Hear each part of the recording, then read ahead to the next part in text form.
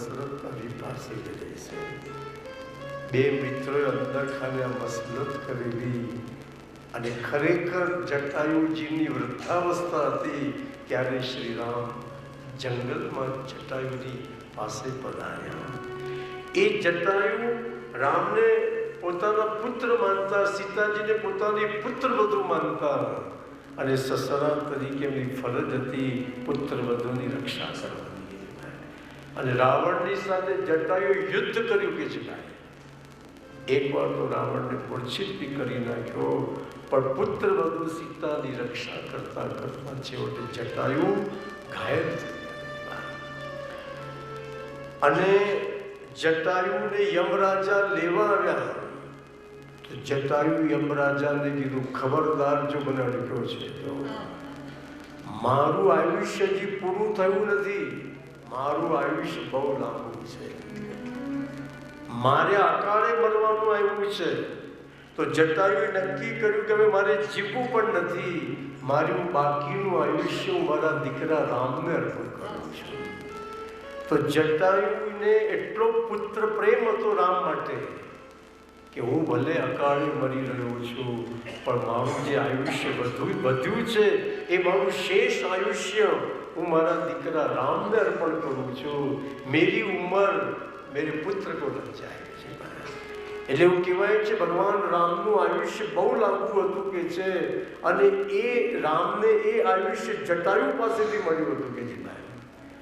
અને જટાયુ રામને આયુષ્માન કહીને બોલાવતા હતા. જટાયુ રામને રામ કહીને નહીં, આયુષ્માન કહીને બોલાવતા હતા. કે પોતાનું આયુષ્ય જટાયુએ રામને અર્પણ કરેલું. એમને યમરાજાને કીધું, મોરે મારી પાસે આવતો નહીં જ્યાં સુધી હું શ્રી રામના દર્શન નહીં કરું, ત્યાં સુધી હું શરીર નહીં છોડું.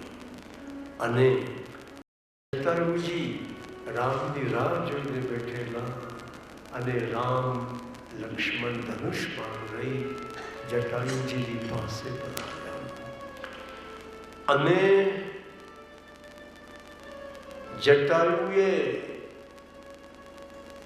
જટાયુજીને શ્રી રામે પોતાના ખોળામાં લીધા. અને હવે યમરાજાને કીધું, હવે તું આવ મારી પાસે, મારી અંતિમ ઈચ્છા પૂરી થઈ. બસ મારી ઈચ્છા રામના ખોળામાં શરીર છોડવાની હતી. મોત આવે તો ભલે આવે, મોત આવે તો ભલે આવે, દુઃખ નથી દિલમાં કે રૂડા મારા રામના દર્શન થાય, કે રૂડા મારા રામના દર્શન થાય. જટાયુજી યમરાજાને કહી રહ્યા છે, બસ હવે બસ મારી અંતિમ ઈચ્છા પૂરી થઈ ગઈ, હું પ્રભુના ખોળામાં છું. જટાયુએ શ્રી રામને કહ્યું, પ્રભુ તમારા પિતા દશરથ કરતા બી હું ભાગ્યશાળી છું. તમારા પિતા દશરથની ઈચ્છા હતી કે અંત સમય મારો રામ મારી સામે હોવો જોઈએ, પણ દશરથજીની ઈચ્છા પૂરી ન થઈ. આખી દશરથને રામના વિયોગમાં મરવું પડ્યું. જ્યારે પ્રભુ અંત સમયે હું આપના ખોળામાં છું. દશરથ રાજાના પિતાની અને રામના પિતાની એક ઈચ્છા હતી કે મારો અગ્નિ સંસ્કાર મારો મોટો દીકરો રામ કરે. દશરથજીની એ ઈચ્છા પણ પ્રભુ પૂરી ન થઈ. આપ દશરથજીનો અગ્નિ સંસ્કાર કરી શક્યા નહીં, પણ જટાયુનો અગ્નિ સંસ્કાર આપના હાથે હશે. પ્રભુ તમારા પિતા દશરથ કરતા પણ હું ભાગ્યશાળી છું કે મને જે પુત્ર સુખ મળ્યું છે દશરથને પણ નથી મળ્યું. દશરથજીની ઈચ્છા હતી કે મારી ઉત્તર ક્રિયા મારો રામ કરે, પણ દશરથજીની ઉત્તર ક્રિયા ભગવાન શ્રી રામ કરી શક્યા નહીં. જ્યારે જટાયુની ઉત્તર ક્રિયા રામ કરવાના છે, તમારા પિતા દશરથ કરતા પણ હું ભાગ્યશાળી છું. જગત પિતાના પિતા પણ અંતે દર્શન વિના ના જાય. જગત પિતાના પિતા પણ અંતે દર્શન વિના ના જાય. હરિના ખોડે પ્રાણ જત જીયા. હરિના ખોડે જેની ક્રિયા કરે રઘુરાય કે રૂડા મારા રામના દર્શન થા. કે રૂડા મારા રામના દર્શન થા. ભગવાને તો જટાયુને કહ્યું કે તમે કહો તો તમને અમર કરી નાખો. જટાયુ ના પાડી કે પ્રભુ આવો મોકો મરવા માટે બીજી વાર નહીં મળે. જટાયુની ઈચ્છા હતી કે પ્રભુ મારો અગ્નિ સંસ્કાર એવી જગ્યાએ કરજો કે જ્યાં પહેલા કોઈનો અગ્નિ સંસ્કાર થયો ન હોય. એવી જગ્યા પર પ્રભુ મારો અગ્નિ સંસ્કાર કરજો. જટાયુના મૃત્યુ પછી રામ વિચારમાં પડી ગયા. એવી કઈ જગ્યા છે જ્યાં કોઈ પ્રાણી મૃત્યુ ન પામ્યું હોય. તો શ્રી રામે પોતાની હથેલીને વિશાળ કરી અને પોતાની હથેલીમાં આ જગ્યા ઉપર કોઈનો અગ્નિ સંસ્કાર થયો નથી. શ્રી રામે જટાયુનો અગ્નિ સંસ્કાર પોતાની હથેલીમાં કર્યો. પણ જટાયુની ઈચ્છા હતી કે મારા અગ્નિ સંસ્કાર પહેલા સરયુ જલથી મારી ડેડ બોડીને સ્નાન થવું જોઈએ. તો રામ મૂંઝાઈ ગયા કે દંડકારણ્યમાં હું સરયુ નદીનું જલ ક્યાંથી લાવું. જટાયુની ઈચ્છા હતી કે મળદાને બાળતા પહેલા સ્નાન કરાવવામાં આવે છે, તો મારા અગ્નિ સંસ્કાર પહેલા રામ સરયુ જલથી મને સ્નાન કરાવે, પછી મારો અગ્નિ સંસ્કાર કરે. તો શ્રી રામને યાદ આવ્યું કે સરયુ મારી આંખમાંથી પ્રગટી છે. ભગવાન શ્રી વિષ્ણુના અશ્રુ જન્મથી સરયુ જન્મેલી છે. સરયુનું પ્રાગટ્ય વિષ્ણુની આંખમાંથી થયેલું છે. તે જ વખતે શ્રી રામની આંખમાંથી દળ અશ્રુ પડવા લાગ્યા. એ અશ્રુ નહોતા, એ સરયુ જલ હતું. એનાથી જટાયુને સ્નાન કરાવ્યું, જટાયુનો અગ્નિ સંસ્કાર કર્યો. અને શ્રી રામને થયું કે એમના નિમિત્તે જટાયુની ન્યાતવાળાઓને મારે જમાડવા પડે. તો રામને કહ્યું કે ભાઈ જમણવાર તો હમણાં આપણે મોકૂફ રાખીએ, હું રાવણને મારીશ, પછી લાખો લાશો લંકામાં પડી હશે. તે વખતે જટાયુના હગાવાલાઓને ત્યાં લંકા જ બોલાવી લઈશું અને જટાયુના 13મા નિમિત્તનો જે જમણવાર કરવાનો છે તે વખતે જ પતાવી દઈશું. અને બધા ગીધ પક્ષીઓ તમારે લંકાના મેદાનમાં આવી લાખો લાશો પડી હશે અને મૃત્યુનું ભોજન તે વખતે આપી શકે. જટાયુજીને કહ્યું કે પિતાજી આપ સીધા સ્વર્ગમાં જાઓ. મારા પિતા અત્યારે સ્વર્ગમાં બેઠેલા છે, દશરથ રાજા એકલા પડી ગયા છે, તમે બે ભાઈબંધો સ્વર્ગમાં ભેગા થઈ જાઓ. પણ એટલું મારા પિતા દશરથને આ વાત કહેતા નહીં કે રાવણ સીતાજીને ઉપાડી ગયો છે, નહીતર મારા પિતાને દુઃખ થશે કે મારા કુળમાં આવો નિર્માલ્ય છોકરો પેદા થયો કે પુત્ર વધુની રક્ષા પણ ન કરી શક્યો. માટે જટાયુ ઉપર જઈને આ વાત દશરથજીને કરતા નહીં. હું જ રાવણને મારીને ઉપર મોકલીશ. રાવણ પોતાના મોઢે આ બધી વાત દશરથજીને કરશે, પણ તમારે આ વાત નહીં કરવાની કે સીતાજીને રાવણ ઉપર. એ બધી વાત રાવણ ઉપર જશે ત્યારે મારા પિતાને કરશે. અને જટાયુજીનો ઉદ્ધાર કરી ભગવાન શ્રી રામ ત્યાંથી તમારે કિષ્કિંધા તરફ પધાર્યા છે. શબરીજીના બોર આરોગ્યા. શબરીજીને નવદા ભક્તિનો ઉપદેશ કર્યો, બાલીને મારી, સુગ્રીવને ગાદી પર બેસાડ્યો. અને ભગવાન શ્રી રામે હનુમાનજીને લંકા મોકલ્યા છે. હનુમાનજી આખી લંકાને બાળી છે, આખી લંકા ભડકે પડી છે તમારે.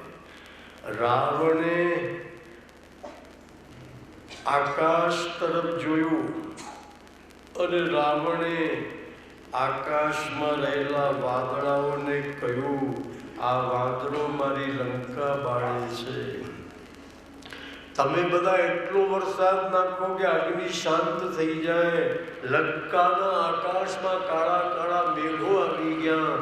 અને હનુમાનજીએ લંકાના આકાશમાં કાળા કાળા મેઘોને જોયા.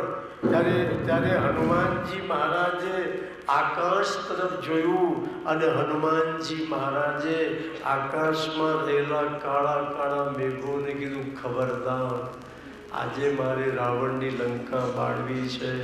વચ્ચે જો વરસાદ નાખ્યો છે અને મારા કામમાં જો માથું માર્યું છે, એકેને જીવતો નહીં છોડું. તો આકાશમાં રહેલા મેઘોએ હનુમાનજીને કહ્યું, દાદા ગુસ્સો નહીં કરો, આજે અમે પાણી ભરીને નહીં, આજે અમે પેટ્રોલ ભરીને લાવ્યા છીએ. અમે તમારા કામમાં જરાય માથું નહીં મારીએ. તો જેમ જેમ વરસાદ પડતો જેમ ભડકાવડ થતા જાય તમારી. અને આખી લંકા હનુમાનજી બાળી.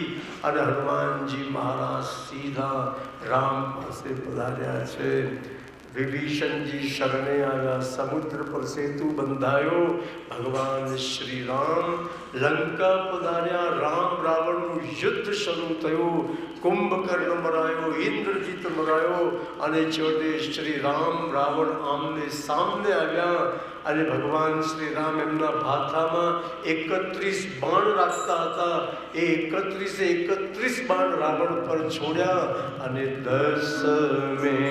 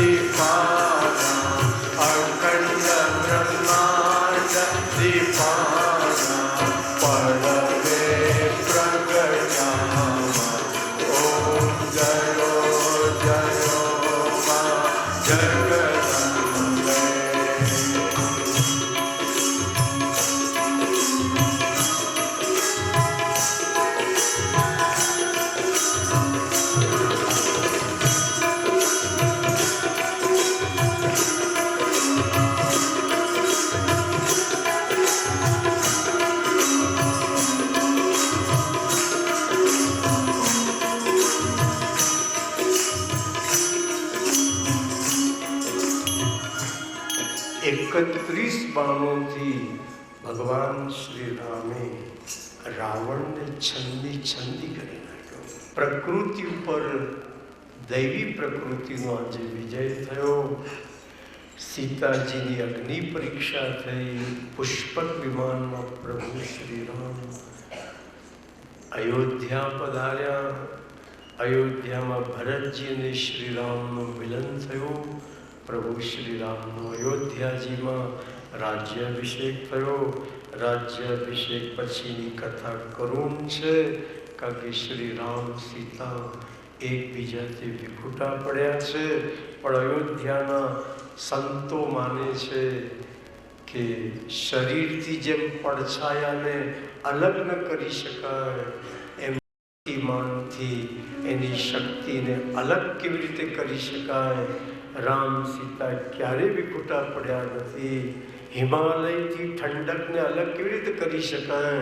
ચંદ્રથી એની ચાંદનીને અલગ કેવી રીતે કરી શકાય?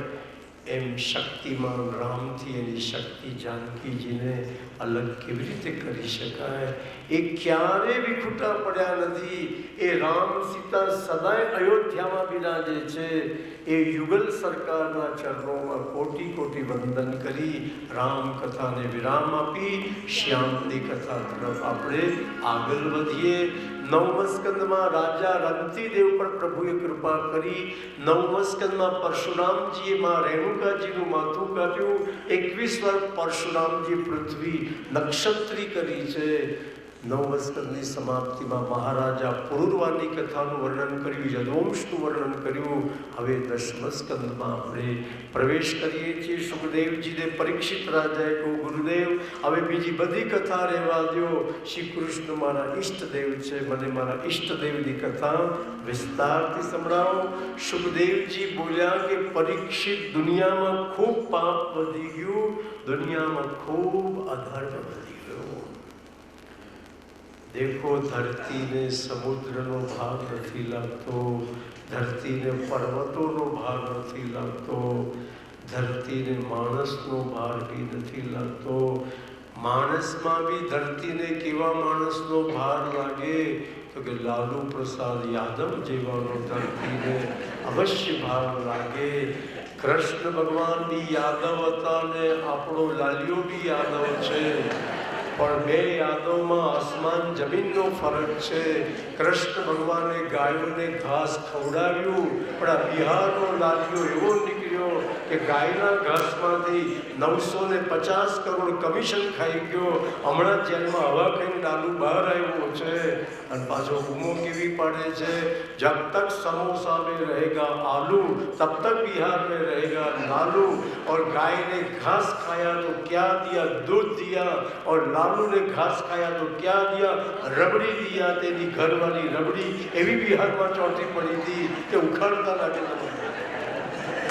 તો ભાઈ, તમારું મારું કંઈ ધરતીને ભાર ના લાગે, પણ લાલુનો ભાર ધરતીને અવશ્ય લાગે. ગાયના ઘાસમાંથી કમિશન ખાઈએ એવા લોકોનો ભાર ધરતીને લાગે કે ના લાગે? આપણે બધા એટલા ખરાબ માણસો તો નથી જ. અને હિન્દુસ્તાનની પ્રજાનો બી વાંક છે કે આવા માણસોને છૂટીને પાછા મોકલે છે. એવા માણસોને એવી સબક શીખવાડવી જોઈએ કે જેથી બીજા પણ સમજતા થઈ જાય. પણ આ દેશની પ્રજાની પણ કમજોરી છે. હજી એ પ્રજા મેચ્યોર થઈ નથી કે આવા જ માણસોને પાછળ વોટ આપીને પાછા મોકલે છે. તો કહે છે કે બહુ જ પાપ વધ્યું અને પાપથી અકળાયેલી પૃથ્વી ગાયનું રૂપ લઈ બ્રહ્માજીની શરણમાં આવી. બ્રહ્માજી દેવોને લઈ ક્ષીરસાગર પર આવ્યા અને દેવોએ પુરુષ સુક્તથી ભગવાનની સ્તુતિ કરી, ભગવાનનો જય જયકાર કર્યો. ભગવાને બ્રહ્માજીને કહ્યું, હવે મથુરામાં કંસના કારાગારમાં વસુદેવ દેવકીજીને ત્યાં હું પુત્ર રૂપે પ્રગટ થવાનો છું.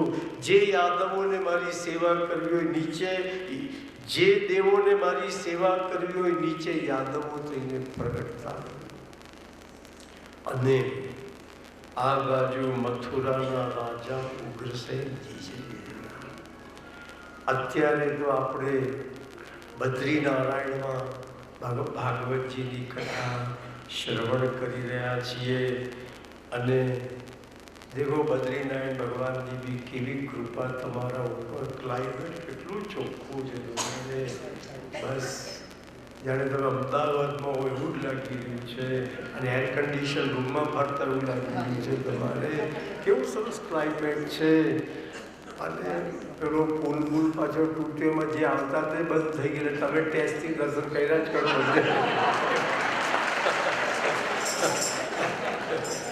બદ્રીનારાયણ ભગવાન તમારી ફેવરમાં તો ખરા કે.